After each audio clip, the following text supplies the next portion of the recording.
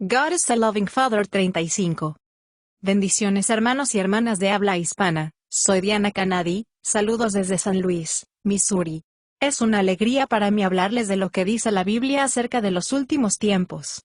Espero que esta lección sea de inspiración y motivación para su vida, a fin de que usted como hijo de Dios, madure en su fe y sea de bendición en su casa, su iglesia y comunidad.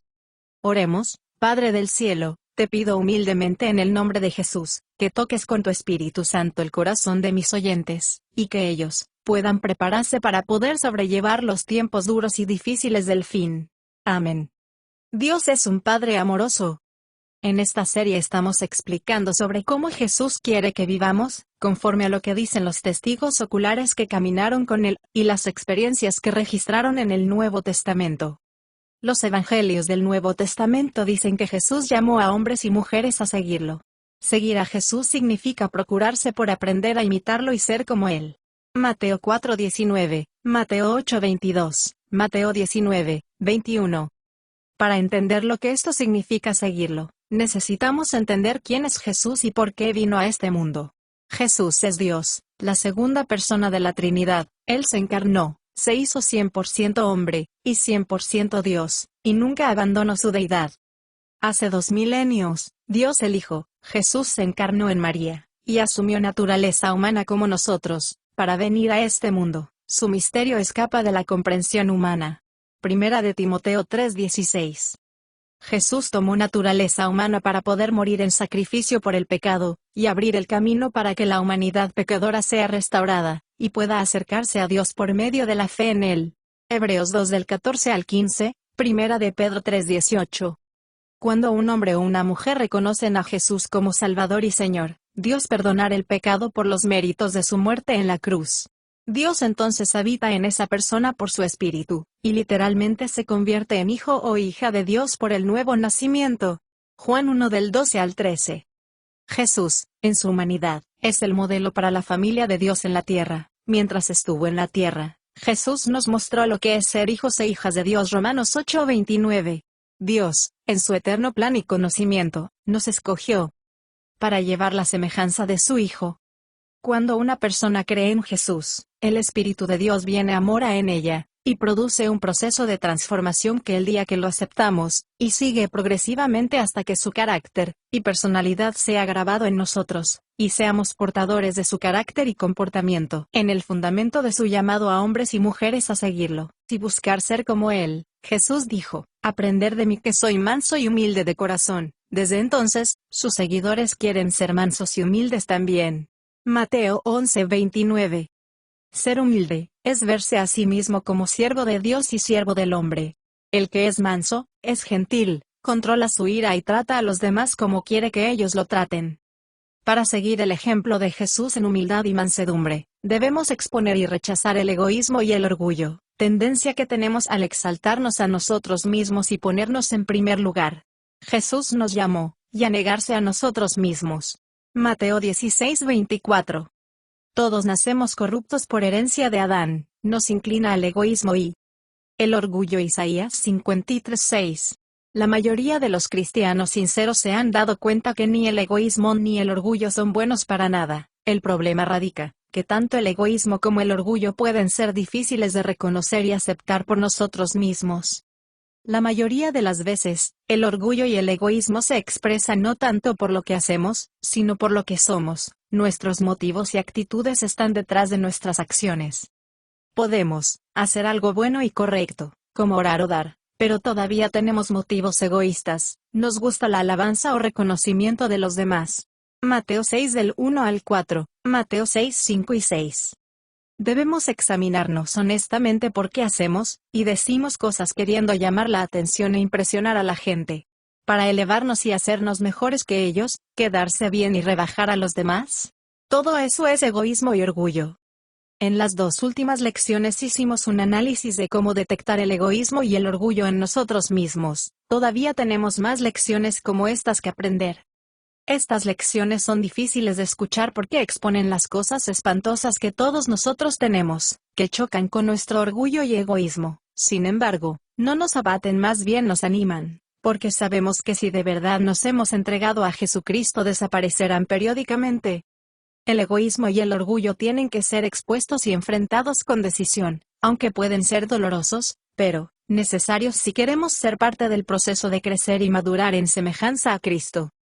Es beneficioso para un cristiano sincero escuchar estas lecciones, porque muchas veces se sienten condenados, atosigados y frustrados sin esperanza, por lo lejos que están del estándar de comportamiento que Cristo requiere. Para muchos lograr el carácter de Jesús tiene un costo muy alto e imposible, por nuestras deficiencias. Por eso, es muy importante que tomemos en cuenta esta información en términos del plan de redención, y reconozcamos por qué Dios nos creó, y en qué está trabajando para lograr que nuestras vidas sean transformadas.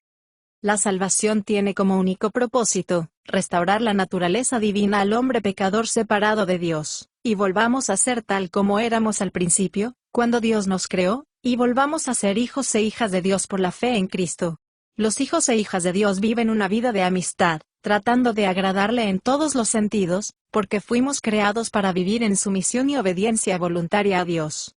Como hijos e hijas tenemos el carácter y comportamiento de Jesús. Hemos regresado a ser los mismos. Ahora tenemos las mismas características tal cual fuimos creados.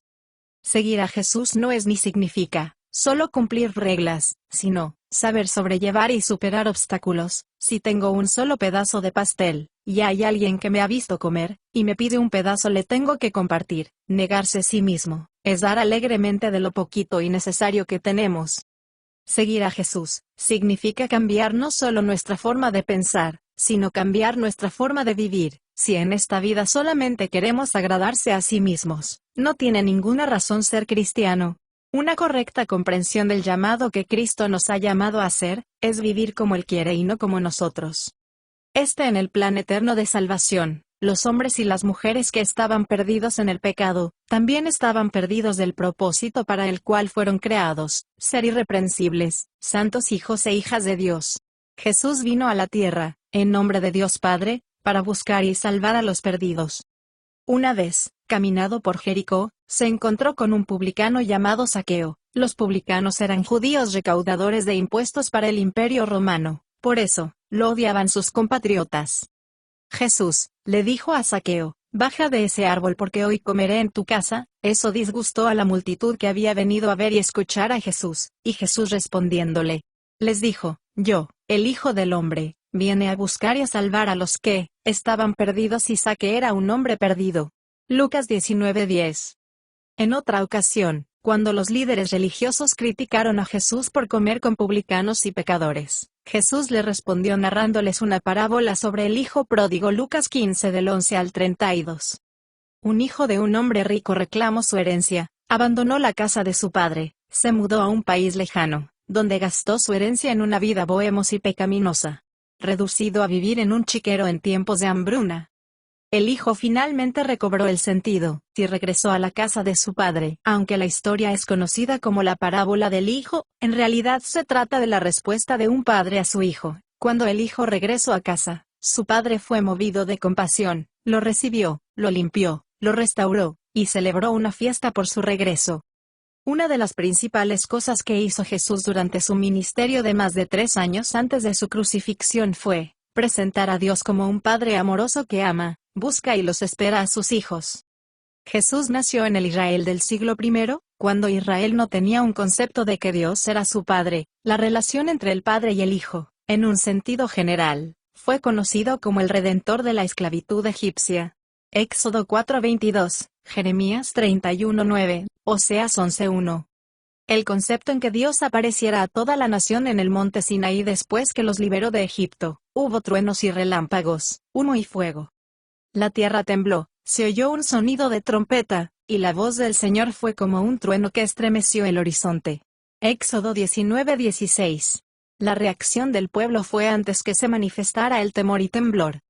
Le dijeron a Moisés que fuera a hablar con Dios sin ellos, escuchaban su palabra directamente. Moisés dijo, porque Dios de esta manera pudo mostrarles a los egipcios su asombroso poder. Es una maravillosa promesa, porque el temor nos ayudará a mantenerse firmes y guardarse en su temor, sin pecar. Éxodo 20 del 19 al 20. Dios no fue diferente en el Antiguo Testamento. Su propósito era manifestarse como el único Dios todopoderoso en un mundo lleno de desenfreno e idolatría. Dios enfatiza siempre ciertos aspectos de su carácter para trabajar con conceptos importantes de la conciencia humana, y la preparación para la venida de Jesús. El Señor es santo y separado de todo mal. El pecado es una ofensa contra Él y sus consecuencias son mortales. Los seres humanos son impotentes para reparar su condición perdida. Jesús, incluso con demostraciones de poder, había discrepancia de las indicaciones del amor de Dios por su familia perdida. Cuando Israel finalmente llegó a Canaán después de su liberación de Egipto, Moisés luego recordó que todos ustedes vieron cómo el Señor su Dios los cuidó una y otra vez aquí en el desierto, como un padre cuida de su hijo. Deuteronomio 1:31. A lo largo de los siglos, Dios se fue revelando gradualmente a sí mismo, y su plan para una familia hasta llegar a Jesús. Jesús nació en este mundo. Redención. Jesús es la revelación más completa de Dios y de su plan de redención. En Hebreos 1, del 1 al 3, Dios habló muchas veces y de muchas maneras a nuestros antepasados por medio de los profetas, pero ahora, en estos últimos días, nos ha hablado a través de su Hijo, alguien que refleja la propia gloria de Dios, y todo acerca de él representa a Dios exactamente. Cuando uno de los apóstoles de Jesús le pidió que les mostrara al Padre, Jesús dijo: cualquiera que me haya visto, ha visto al Padre. Las palabras que yo hablo no son mías, sino son de mi Padre que vive en mí. La obra a través de mí. Juan 14 del 9 al 10. Jesús reveló a Dios el Padre a sus seguidores, no solo con sus prodigios y señales, sino también a través de sus acciones y sus enseñanzas. Al Sermón del Monte, Jesús lo predicó al principio de su ministerio. Mateo 5:7. Jesús enseñó mientras viajaba por la tierra de Israel durante su ministerio de más de 3 años y medio. En este sermón, Jesús introdujo el concepto de Dios Todopoderoso como un buen Padre, mejor que un Padre terrenal. Jesús se refirió a Dios Padre 17 veces en su sermón, y 16 de esas ocasiones Jesús lo llamó vuestro Padre, dándoles un concepto revolucionario para los judíos del primer siglo. Jesús enseñó a sus seguidores: cuando oren a vuestro Padre Celestial, Él los escucha y los responderá. Él sabe lo que necesitas antes que lo pidamos. Mateo 6 del 5 al 8. Jesús enseñó a sus seguidores a no preocuparse por lo que comerán, beberán o vestirán, porque tienen un Padre Celestial que cuidará de sus hijos. Mateo 6 del 25 al 34, Mateo 7 del 9 al 11. La primera vez que Jesús mencionó al Padre en el Sermón del Monte, fue cuando les comparó a luz en un candelero, diciéndoles: así también vuestra luz brillen delante de los demás, para que vean las cosas buenas que hacen, y alaben al Padre que está en el cielo. Mateo 5:16. Jesús estaba empezando a preparar a los hombres y mujeres soportar su sacrificio de muerte y resurrección, abriendo el camino para que todos los hombres y las mujeres pudieran ser morada del Espíritu de Dios, llegaran a ser sus hijos e hijas por nuevo nacimiento, luego ser progresivamente transformadas y restauradas a la imagen de Cristo.